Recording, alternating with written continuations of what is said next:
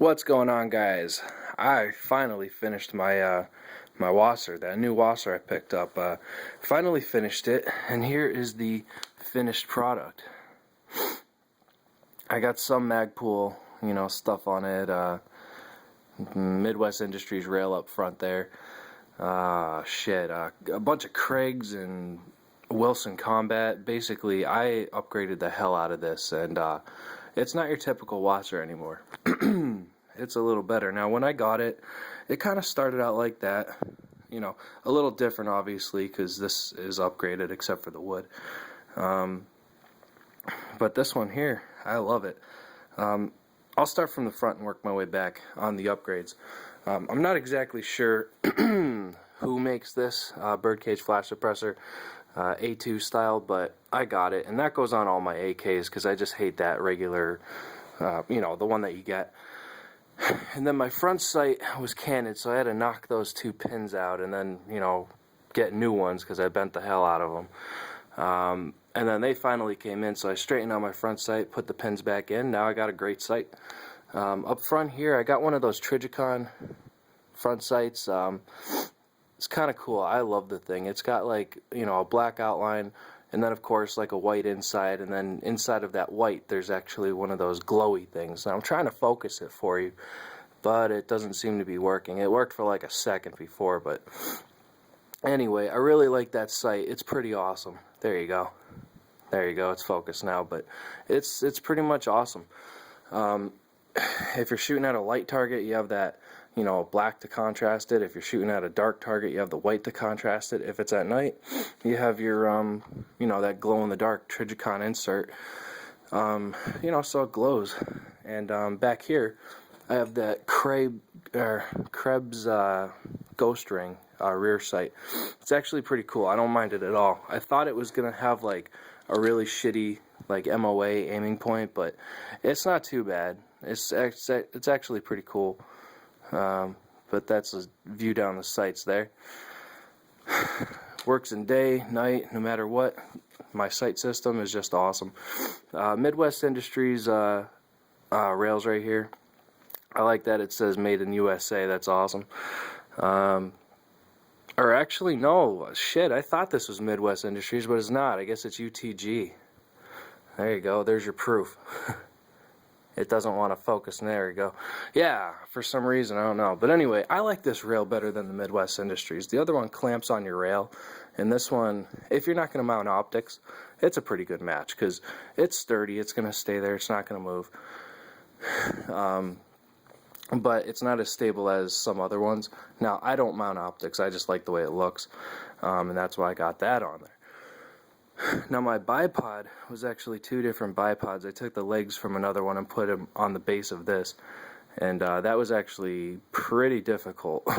Same thing with that front sight up there. That whole project was not as easy as it seems, but if I had to do it over, I could do it a lot easier now because I don't know. Those pins are just hard to get out, and I didn't think they were going to be that hard.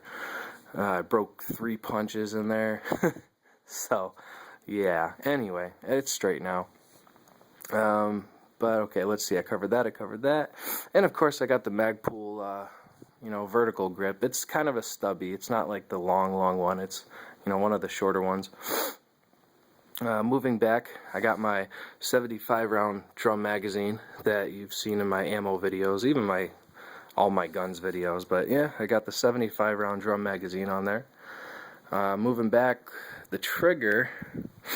No, I didn't upgrade the trigger. I like the trigger a lot. It's actually this is the stock G2 trigger on this gun, and it's crisp. It's awesome. There's no reason to change it, so I'm going to leave that alone. I got the retainer plate, the Krebs retainer plate in there for the trigger group.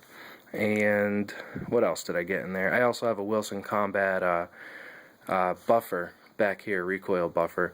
And that is supposed to, live up to about 5,000 rounds. And I think it'll go farther than 5,000 rounds. Like long, a long way past 5,000. So I have that in there. I have all that shit in all of my AKs. They all have buffers. They all have retainer plates. They all have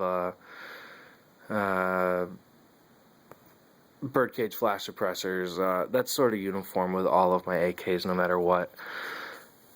Alright, so moving back, I also have this Magpul AK grip here. It's actually pretty cool. It's just like, it's got the storage space and everything in there.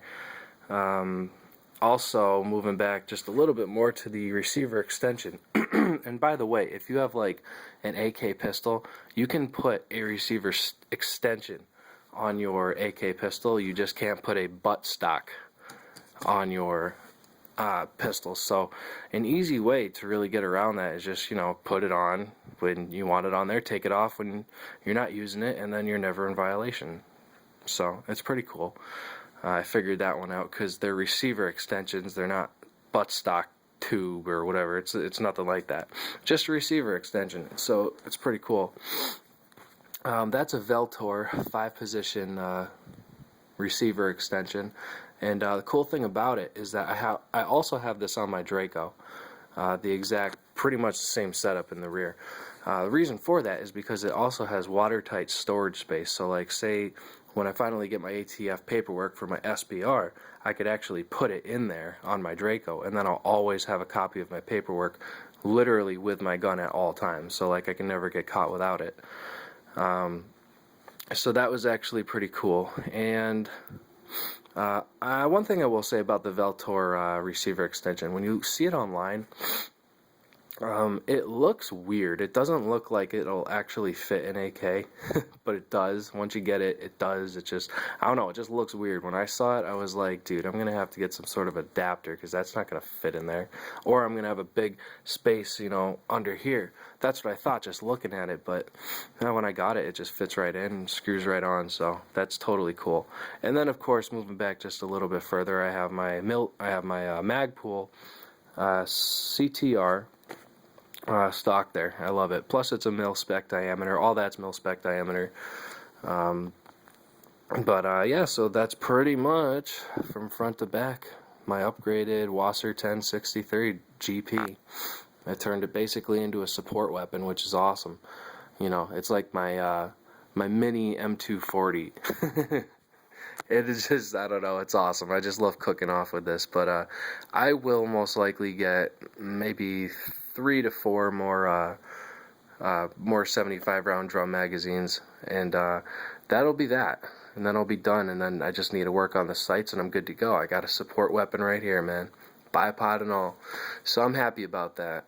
That's pretty much what I was looking for, and I wanted to go kind of the cheapest way there, because this gun is not about accuracy. This is just about you know, getting rounds down range and keeping heads down. That's pretty much it. So I love this gun. It's pretty cool. It's obviously semi-automatic just like all the other ones, but I don't really care. Semi-auto is good enough. Automatic fire is just overrated. It's wasted rounds, and you know, I like having control over every one of my rounds that I fire down range. So that's why I'm a semi-automatic guy. But anyway, I got sort of kind of before and after.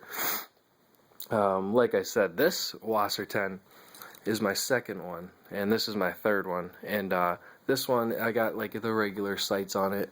The only thing I didn't touch on this gun, honestly, is the sights and the wood. Everything else has been fucked around with, and I have a video on this, my WASR 1063 GP.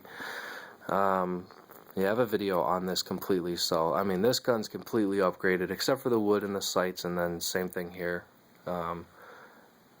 Well, this one's just completely upgraded, so it's pretty cool. I love this. I love it. And I also love this one too. But anyway, that's pretty much all I had to show you today. So y'all have a great day. Stay American and be safe.